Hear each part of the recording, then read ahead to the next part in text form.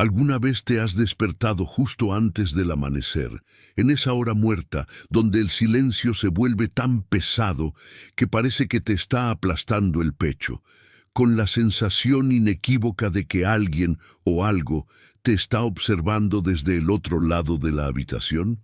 No me refiero a la paranoia nerviosa de la ciudad, me refiero a una certeza fría, una sabiduría ancestral incrustada en el tuétano que te dice: estás solo, pero no eres el único aquí. Si lo has sentido, entonces sabes de lo que hablo. Sabes que hay lugares donde el tiempo no avanza, sino que se estanca, y esa inmovilidad tiene un precio terrible.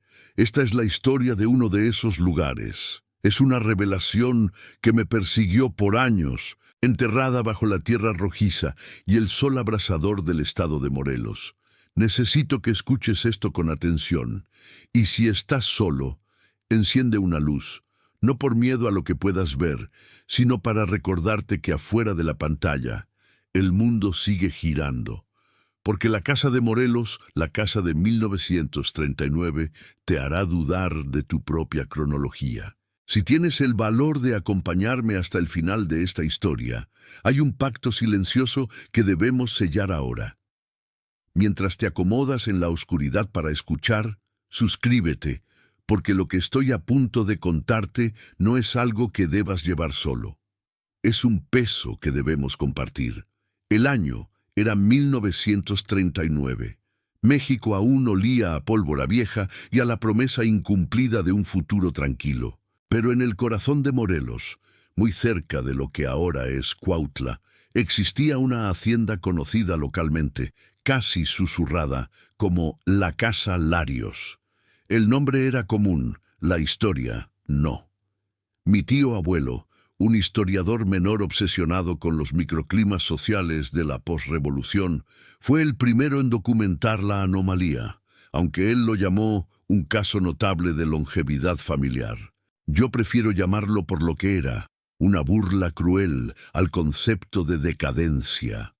La casa era enorme, de piedra volcánica, con patios llenos de bugambilias que florecían con una intensidad enfermiza. Había algo en el aire de ese lugar que no era solo humedad o calor. Era pesado, como si la atmósfera misma se hubiese vuelto densa por la acumulación de demasiados días idénticos. Al entrar, sentías que el oxígeno se volvía más espeso. Mi tío abuelo había viajado hasta allí con la intención de catalogar la biblioteca personal de un tal don Anselmo Larios, un terrateniente cuya familia había poseído esas tierras desde la época virreinal. Don Anselmo había fallecido, o al menos eso se decía en los registros notariales de Cuernavaca. El problema era que los registros eran confusos, contradictorios. Había actas de defunción para varios Anselmo Larios a lo largo de 100 años, pero la caligrafía e incluso la firma parecían ser inquietantemente similares, casi idénticas. La primera impresión que mi tío abuelo tuvo de la casa fue la sensación de que acababa de despertar a algo que prefería seguir durmiendo. Cuando llegó al atardecer, el polvo fino y rojizo del camino cubría su automóvil, y al tocar la reja oxidada sintió ese frío interior que solo precede a una gran revelación o a una catástrofe personal. Lo recibió la cuidadora, doña Josefina. Y es aquí donde la primera capa de lo extraño se empieza a despegar. Doña Josefina, según los papeles que don Anselmo había dejado en el notario, tenía 62 años. Sin embargo, cuando abrió la puerta y se presentó ante mi tío abuelo, parecía tener a lo sumo 35. Su piel era lisa, sus ojos negros y penetrantes, y su cabello, recogido en una trenza prieta, no mostraba ni un solo hilo de cana.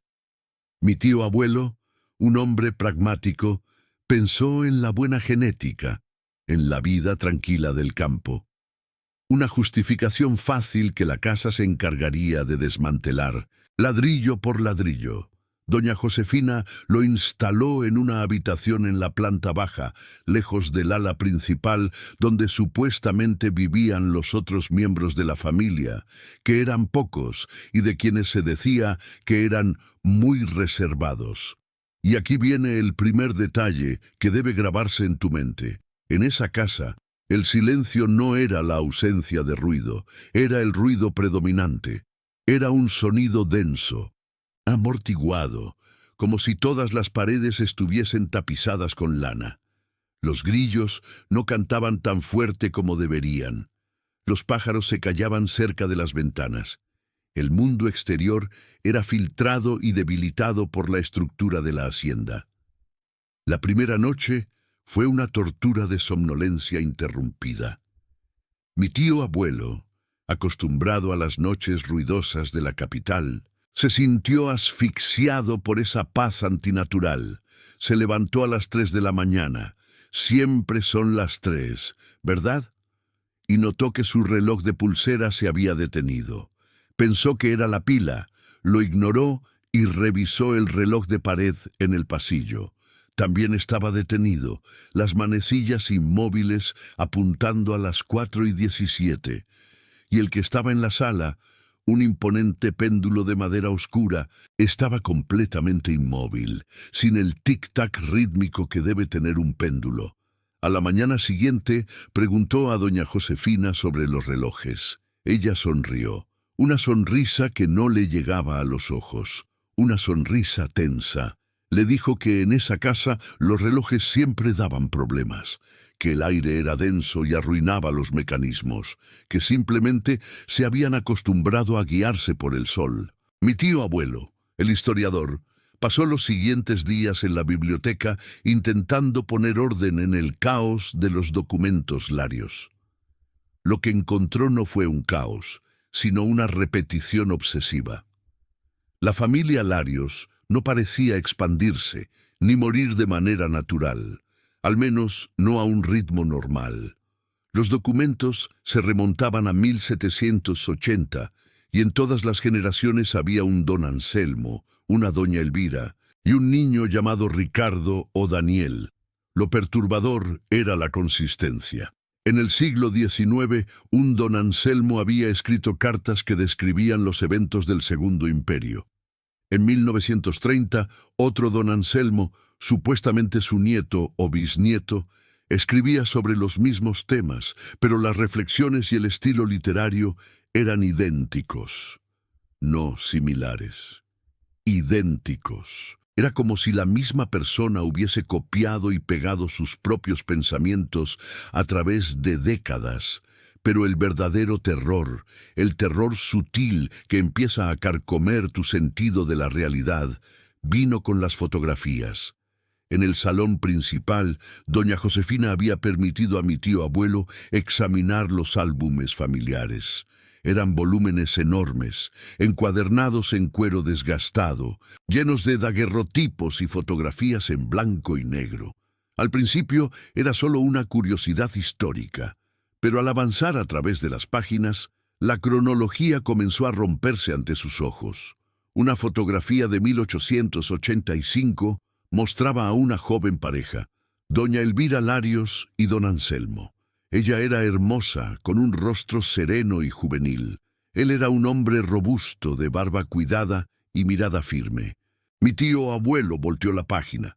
1910, otra fotografía, otra pareja, don Anselmo y doña Elvira.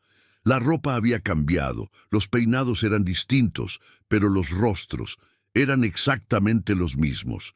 No se trataba de un parecido familiar, no era solo la persistencia genética que doña Josefina había insinuado. Era la misma estructura ósea, la misma curva en la barbilla, la misma pequeña imperfección en el ojo izquierdo de doña Elvira. Si no fuera por la moda en sus vestimentas, las fotografías podrían haberse tomado el mismo día, con 25 años de diferencia. Y luego llegó la revelación que heló la sangre de mi tío abuelo. Él ya había conocido a la doña Josefina de 1939.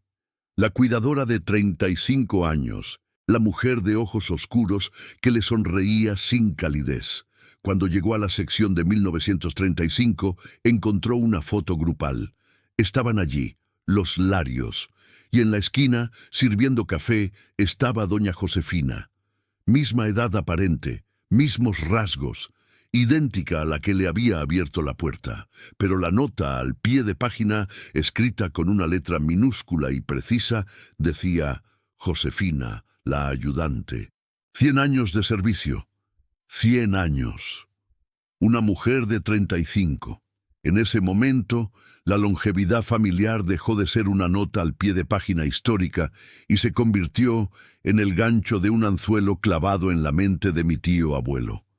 Él no estaba en una hacienda antigua, estaba en una prisión donde las reglas de la biología y la física habían sido suspendidas. Si estás sintiendo ahora esa punzada de incomodidad, ese deseo de mirar sobre tu hombro, escúchame bien.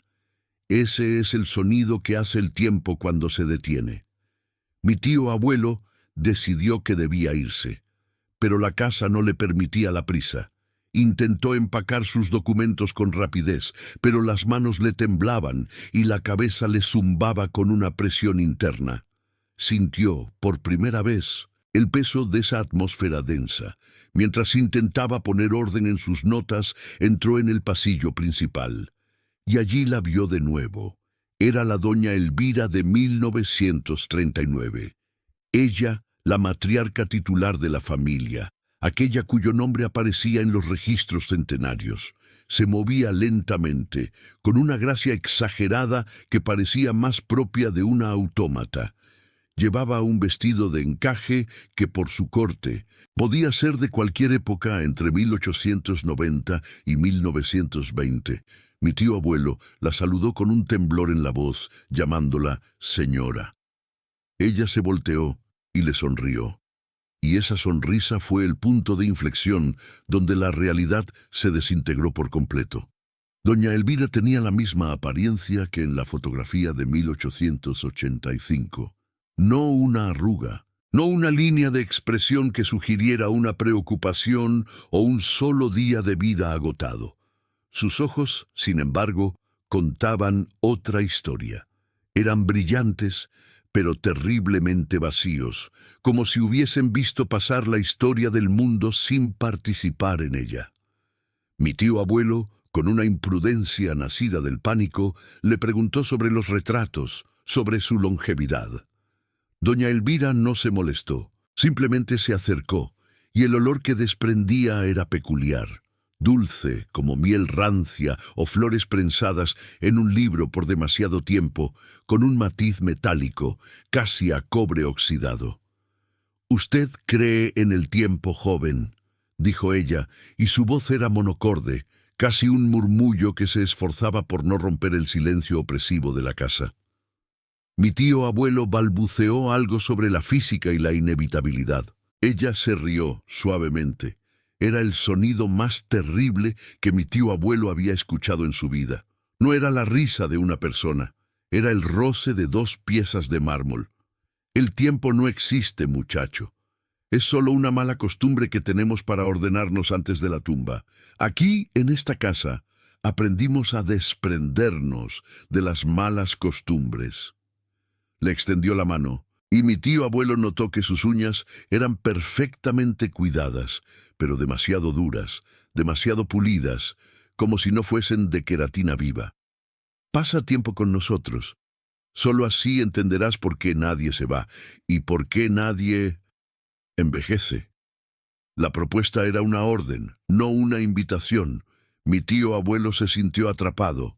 Se dio cuenta de que no importaba que él corriera ahora a su auto, o que intentara gritar. El silencio de la casa era una trampa física, un amortiguador contra la realidad. Si huía, si llegaba a Cuernavaca y contaba lo que había visto, ¿quién le creería? Dirían que el calor del desierto y la soledad le habían quemado el juicio. Y además ya era tarde.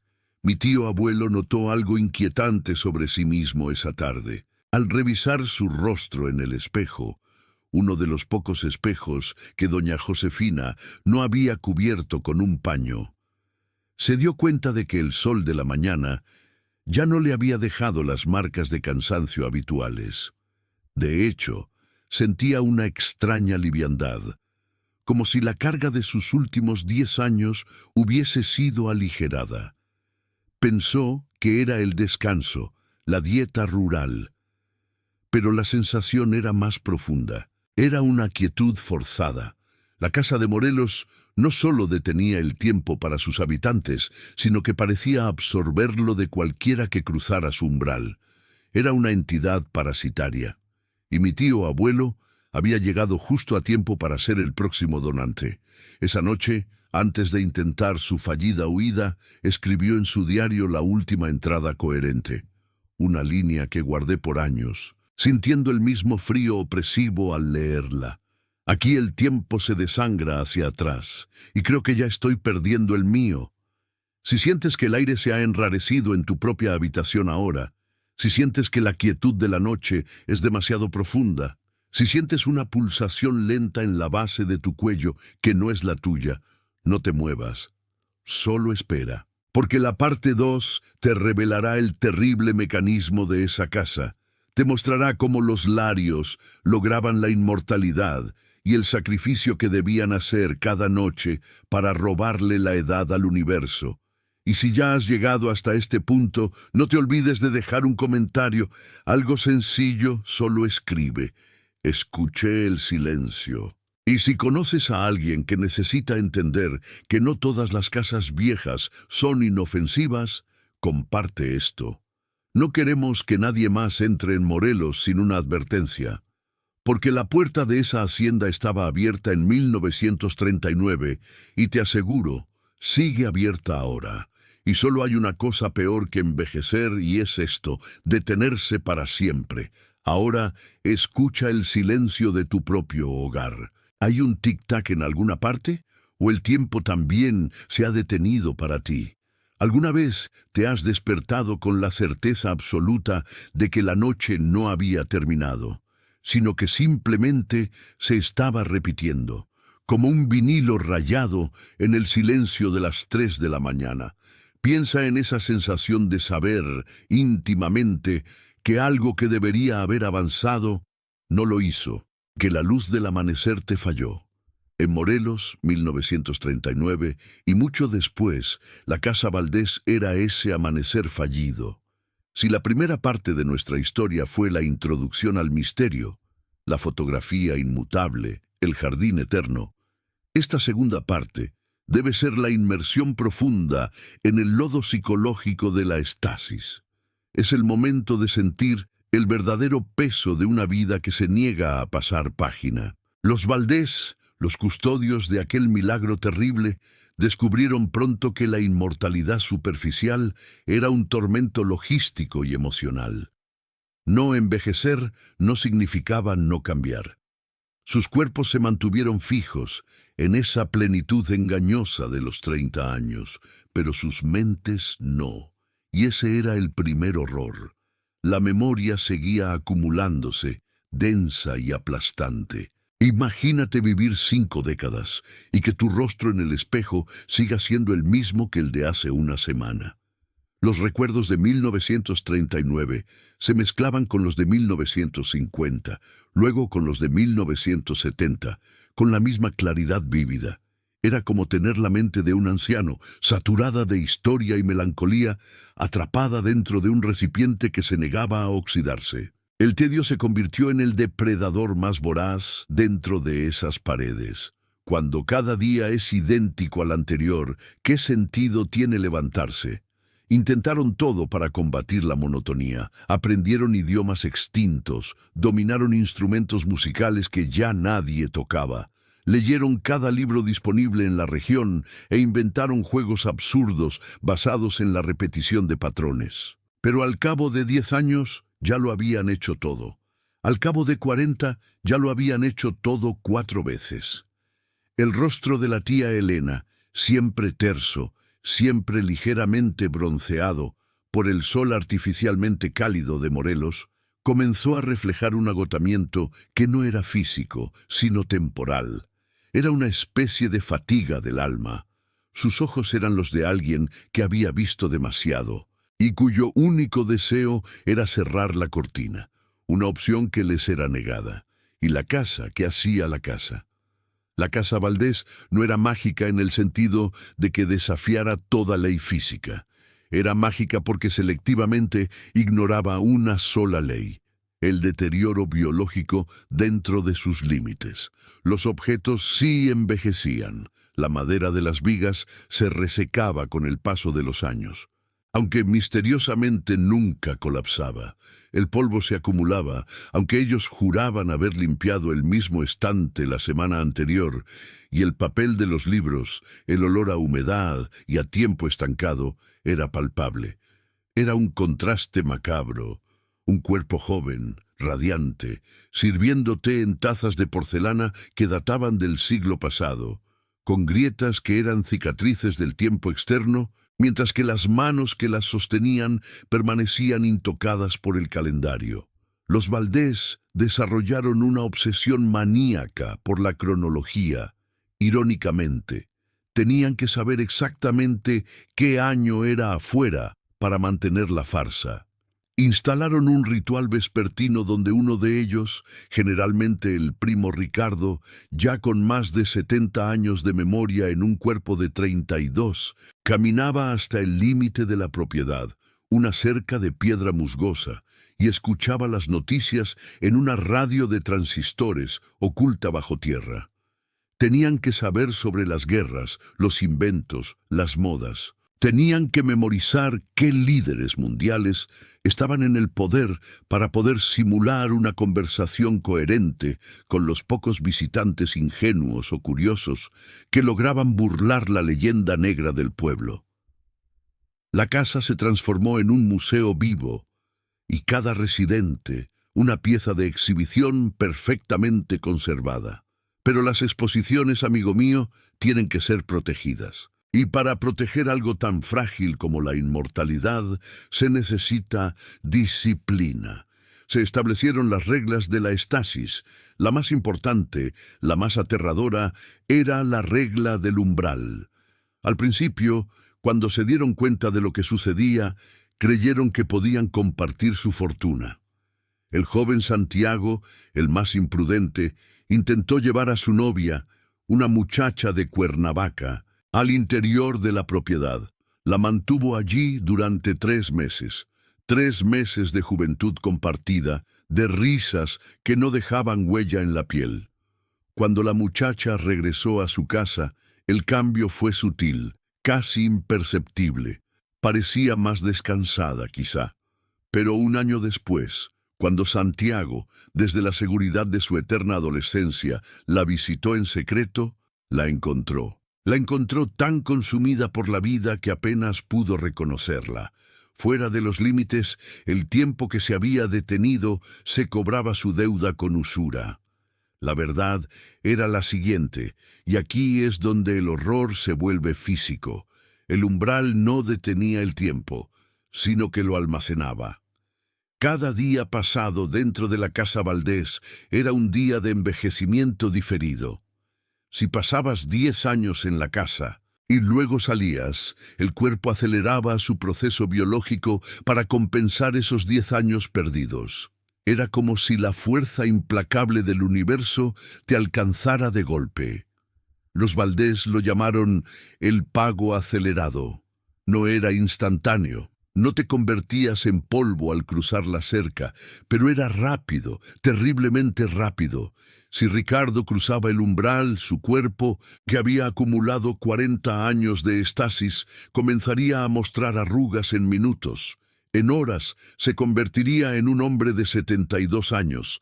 En días el colapso sería total. La carne se ablandaría, las articulaciones cederían, los órganos fallarían. Era una muerte condensada y exponencial. ¿Te das cuenta de la trampa? No solo estaban atrapados por la eterna juventud, sino por el miedo al exterior. El mundo se convirtió en un veneno, una amenaza mortal. Cada rayo de sol que cruzaba la cerca era un recordatorio de que existía un universo de tiempo que los devoraría en cuanto se atrevieran a poner un pie fuera de su prisión dorada. Esto generó un pánico constante, una paranoia que filtraba la luz de la casa. Si alguien llamaba a la puerta, ¿era un simple vecino o era el tiempo en persona, disfrazado de cartero? Mira, si te atreves a seguir escuchando esto, haz un pacto silencioso conmigo y quédate hasta el final. Necesitas saber si estás solo en esto, si esta opresión que sientes a veces es solo tu imaginación o el eco de algo que pasó en Morelos. Con el paso de las décadas, la tarea de los Valdés pasó de ser la de disfrutar una bendición a la de ser guardianes de una tumba. Tenían que asegurarse de que ningún forastero, seducido por la leyenda de los jóvenes inmortales, entrara y, sobre todo, que nadie saliera. Si alguien entraba, al cabo de unos meses o años, se convertiría en otro prisionero más, destinado a la fatiga temporal y a la muerte súbita al intentar la huida. La dinámica familiar se volvió retorcida. La tía Elena, que había sido una muchacha dulce, se convirtió en una especie de carcelera fría, obsesionada con la perfección estática del interior. Sus movimientos eran lentos, deliberados, porque ¿para qué apurarse cuando el destino ya está escrito en la inmovilidad? La comida era otro problema. Tenían que conseguirla. El primo Ricardo, el más fuerte y el que mejor toleraba la deuda del pago acelerado porque había pasado menos tiempo inactivo, era el encargado de salir, pero cada vez que lo hacía, era un acto de fe y terror. Salía por un par de horas máximo, el tiempo exacto para ir al mercado de Cuautla, comprar lo indispensable y regresar antes de que la deuda de tiempo acumulada le pasara factura. Cuando volvía, su cuerpo temblaba. Necesitaba días para recuperarse de la breve aceleración biológica. Sus manos, que al salir eran lisas, regresaban ligeramente rugosas, con pequeñas venas abultadas que desaparecían lentamente al volver a entrar en la zona de estasis. Era un efecto secundario doloroso, pero necesario. La casa, aunque no permitía el envejecimiento biológico, no producía nada, no generaba alimentos ni energía. Dependía completamente del mundo exterior que, irónicamente, era su enemigo mortal. La casa estaba llena de secretos y de susurros.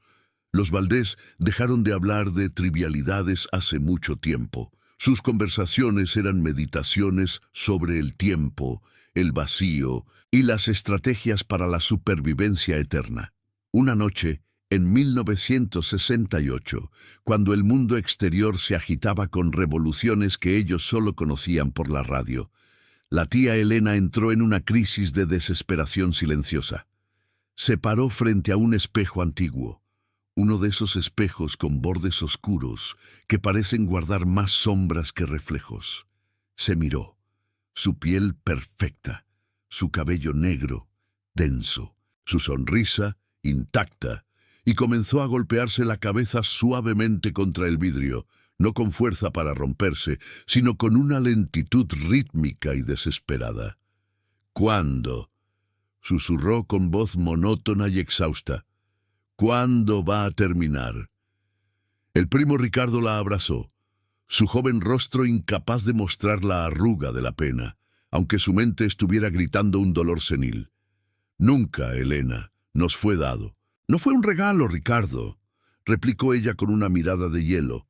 «Fue un error geológico, un error del cosmos que nos condenó a mirar la vida pasar sin poder tocarla. Ese era el quiebre. La realización de que la inmortalidad era solo una forma sofisticada de presenciar la propia muerte de todo lo demás, de sus amigos de la infancia, de sus padres, de la estructura de la sociedad que conocieron. El horror psicológico se intensificó con el desarrollo de la cápsula de silencio. Alrededor de 1975, la Casa Valdés se había convertido en una anomalía tan marcada que el gobierno intentó intervenir, aunque de manera discreta. Los Valdés, obligados a proteger su secreto, crearon una barrera aún más impenetrable. Dejaron de interactuar casi por completo. La casa estaba siempre en silencio, un silencio denso que parecía absorber el sonido. Si caminabas por los pasillos de la casa Valdés, tus propios pasos te sonaban ajenos. La ausencia de grillos, la falta de viento a través de las ventanas cerradas, la parálisis del tiempo en el ambiente creaba una atmósfera opresiva. Era como si el aire mismo estuviera demasiado cansado para moverse. ¿Has estado en un lugar tan silencioso que te duelen los oídos? Escucha. Ese silencio no es la ausencia de sonido, es la espera. Y en la casa Valdés, la espera era eterna. Comenzaron a aparecer patrones de conducta extraños. El tío Ernesto, que había pasado más de 50 años sin envejecer, desarrolló una fascinación malsana por los relojes. Tenía docenas de ellos, colgados en las paredes, colocados sobre las chimeneas, todos detenidos a la misma hora, las 4:17. Nadie sabía por qué esa hora en específico, pero era un punto fijo, un ancla en la deriva del tiempo. A esa hora exacta, la mañana no había comenzado y la noche ya había cedido. Era un punto muerto. Ernesto pasaba horas puliéndolos, y a veces, cuando nadie miraba, se acercaba a uno de los péndulos oxidados y susurraba: «Muévete, por favor, muévete». Pero no se movían. Nada se movía, excepto la angustia en el pecho de sus habitantes. La decadencia, por lo tanto, no era física, era mental. El cuerpo estaba perfecto, pero la mente se estaba convirtiendo en un archivo sobrecargado, lento, repetitivo. Los Valdés, físicamente jóvenes, eran espectros de una época pasada, condenados a recordar cada error, cada pena, cada pequeña alegría, una y otra vez, sin la bendición del olvido que otorga el envejecimiento natural. Y lo peor de todo, la parte más profundamente aterradora, es que no había manera de saber si la anomalía se estaba extendiendo. El poder de la estasis se limitaba a las paredes, o era una enfermedad del tiempo que lentamente comenzaba a infectar las fronteras. Empezaron a notar pequeños detalles en el pueblo cercano, Miacatlán. Vecinos que parecían estar en un estado de ánimo perpetuo o que repetían frases exactas de hacía 10 años. Claro, podría ser simplemente la vida en un pueblo pequeño y remoto, pero para los Valdés cada repetición era un escalofrío. Era la confirmación de que el tiempo se estaba debilitando, que su prisión se estaba haciendo más grande y que pronto el tedio que los consumía podría volverse universal. Esto es importante. La casa Valdés no era solo un lugar, era una herida abierta en el tejido de la realidad. Y si la herida se hacía más grande, no solo los Valdés sufrirían la fatiga del tiempo. Si sientes que esto te toca de alguna manera, o si has sentido ese peso en el pecho, esa extraña repetición en tu propia vida, deja un comentario aquí abajo. Escribe «Lo escuché» o «No estoy solo». Es vital que sintamos la presencia del otro en esta oscuridad. La última imagen que tienes que llevarte de esta parte es la del jardín. El jardín, que al principio era vibrante, se había convertido en una postal. Las mismas flores, los mismos arbustos, inmutables. Pero los Valdés dejaron de cuidarlo. ¿Por qué molestarse en podar algo que el tiempo se niega a marchitar? Y así, el jardín se llenó de una belleza opresiva. Flores que habían estado abiertas durante 3 décadas, con pétalos que parecían de seda, pero que, si te acercabas demasiado, te daban un olor a tierra húmeda y desesperanza. El terror en Morelos, 1939, no era la muerte, sino la vida sin fecha de caducidad. Y la verdadera crueldad no estaba en la inmovilidad de sus cuerpos, sino en el incesante, pesado y agotador paso del tiempo en sus mentes, que los hacía viejos, viejísimos, mientras sus cuerpos se reían de su pena. El silencio es un arma. Y en la casa Valdés, el silencio respiraba, esperando el momento de cobrarse la deuda. No mires a la hora. No tiene sentido. Está esperando. Está siempre esperando, justo detrás de ti. ¿Alguna vez te has preguntado qué harías si el tiempo de pronto se hiciera tangible? No como una simple manecilla detenida, sino como algo que puedes respirar, algo que se deposita en la piel como un polvo fino y opresivo. Si has llegado a esta parte de la historia, es porque algo dentro de ti, tal vez esa voz que te despierta a las 3 de la mañana, con el corazón latiéndote como un tambor desbocado, te dijo que esto no era solo una leyenda de Morelos, que era una advertencia. Si has llegado hasta aquí, escucha con atención. Puede que sea tarde para mí, pero no para ti. Prométeme que no te irás antes de saber cómo termina esto, cómo se revela la verdad de la casa donde nadie envejecía.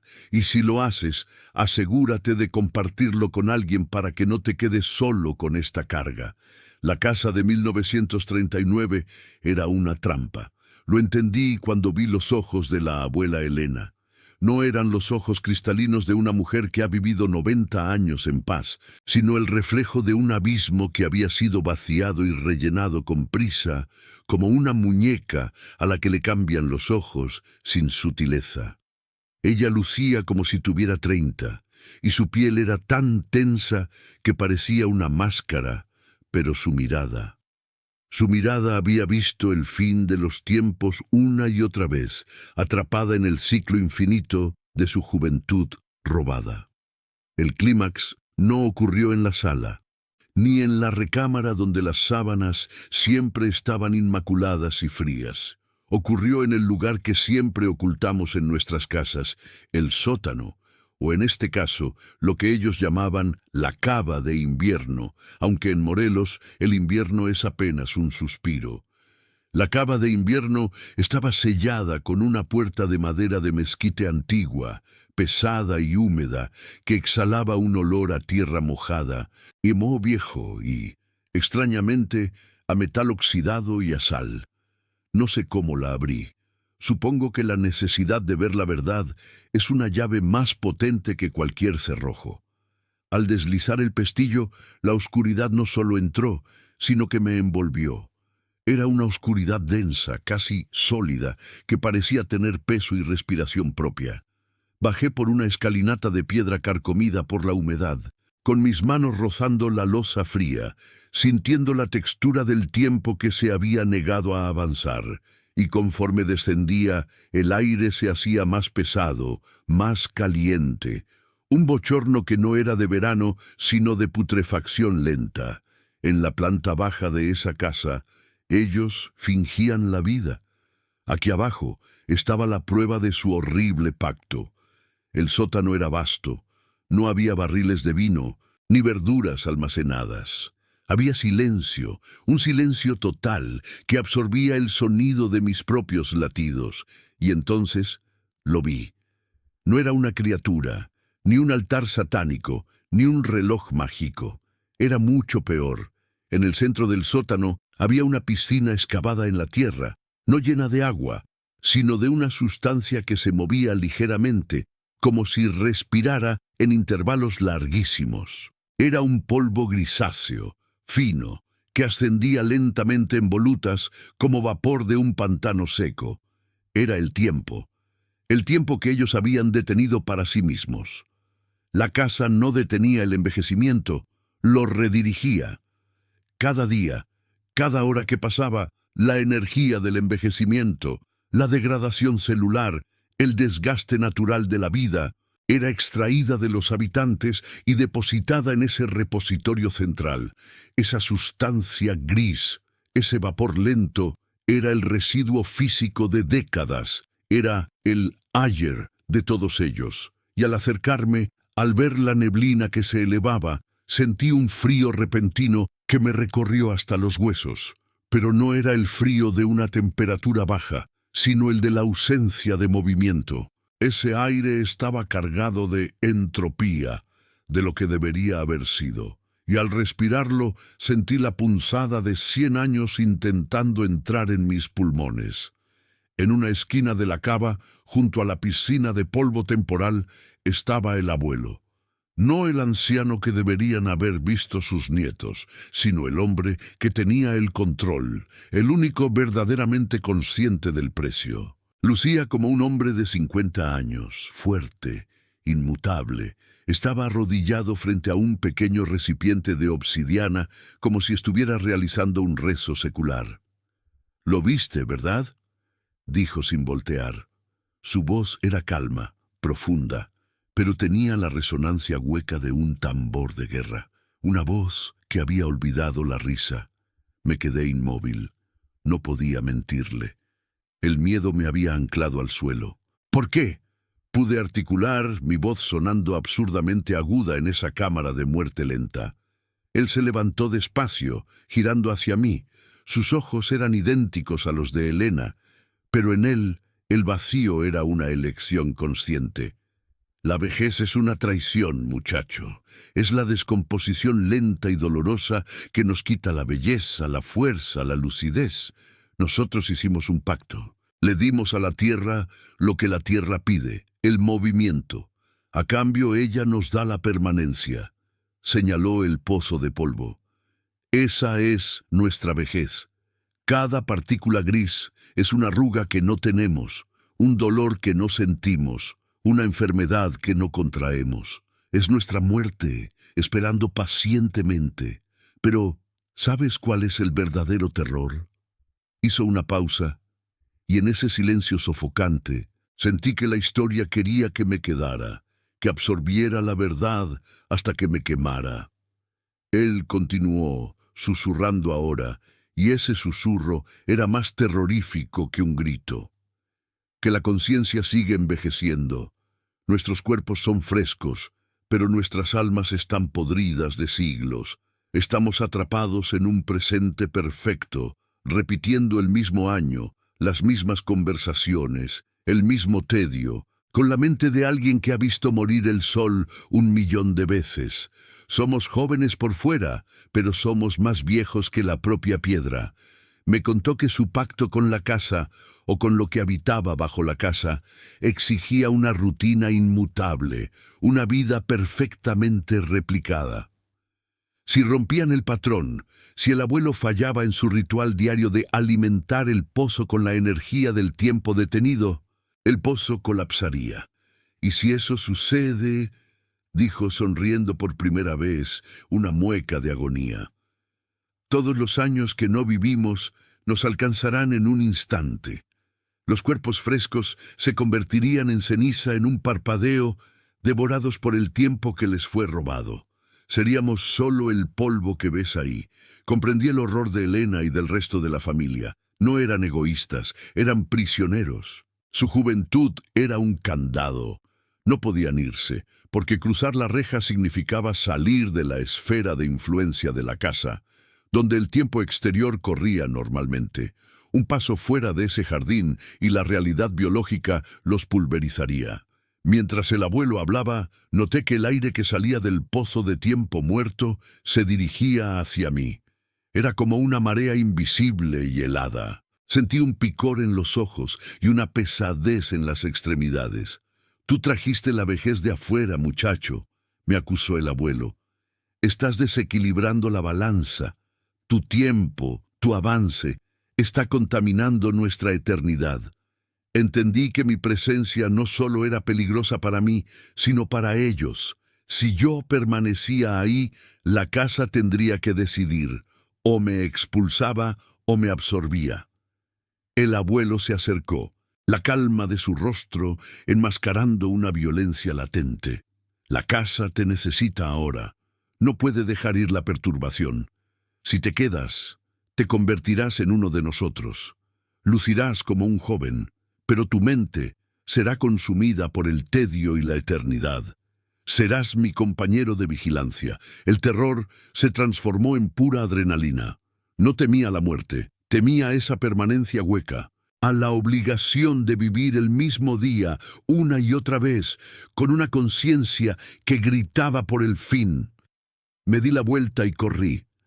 Corrí por las escaleras de piedra carcomida, el sonido de mis botas resonando como disparos en la cripta del tiempo. Sentí el vaho gris del pozo persiguiéndome, como si quisiera adherirse a mí, robar mis futuros días. Salí del sótano y la luz de la casa me pareció irreal. Los habitantes estaban en la sala, sentados, inmóviles como siempre, pero ahora sus rostros inexpresivos parecían comprender el caos que yo había desatado. Eran estatuas de sal, condenadas a una juventud que no deseaban. El abuelo no me persiguió físicamente, no lo necesitaba.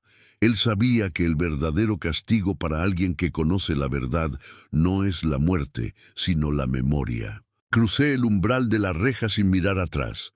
Una vez afuera, respiré el aire caliente y contaminado de Morelos, el aire real. Y fue el mejor aire que he respirado en mi vida, porque era un aire que olía a futuro, a cambio, a la promesa de la muerte. Corrí hasta que mis pulmones ardieron, hasta que el sol me castigó con su luz hirviente, y no paré hasta que el pueblo de Cuautla me pareció lo suficientemente lejano de esa mancha en el mapa de 1939. Pero el escape no fue completo, porque la casa no te permite irte sin llevarte algo. El efecto más inmediato fue un agotamiento físico que me postró durante semanas. No era una enfermedad, sino el esfuerzo titánico que mi cuerpo hizo para rechazar el tiempo muerto que había respirado en el sótano. Mi cuerpo se había resistido a envejecer de golpe, pero la lucha me costó un pedazo de mi propio tiempo. Y aquí viene la parte que me cuesta contar. Mira tus manos. Si cierras los ojos ahora y te concentras en el silencio, sientes ese hormigueo, esa sensación de que algo te falta. Desde que salí de Morelos, hace años, el mundo para mí tiene una velocidad diferente. Siento que avanzo ligeramente más lento que los demás. Mis recuerdos son tan nítidos, tan dolorosamente detallados, que a veces dudo si el día de ayer realmente terminó, o si sigo viviendo fragmentos del pasado. La gente a mi alrededor envejece con normalidad.